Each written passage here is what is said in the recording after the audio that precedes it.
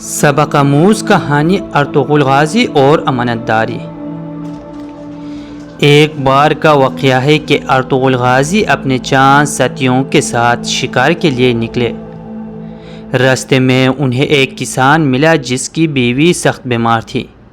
کسان نے ارطغرل سے کہا، میرے پاس کچھ رقم ہے جو میں نے علاج کے لیے جمع کی تھی، لیکن میں ڈرتا ہوں کہ یہ ڈاکو چھین نہ لے۔ کیا آپ یہ رقم امانت کے طور پر رکھ سکتے ہیں؟ تو ارطغرل غازی نے مسکرا کر کہا، تم مطمئن رہو، ایک ترک سپاہی کے پاس دی گئی امانت کبھی ضائع نہیں ہوتی۔ انہوں نے وہ رقم اپنے پاس سنبھال لی۔ چند دن بعد جب کسان واپس آیا تو ارطغرل غازی نے پوری رقم اسے واپس دے دی، حتیٰ کہ ایک سکہ بھی کم نہ تھا۔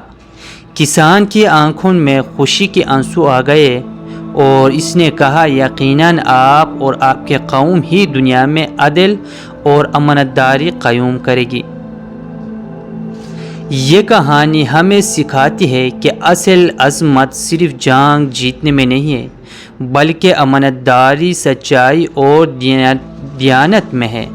جو شخص امانت دار ہو، اللہ اسے عزت اور کامیابی عطا کرتا ہے۔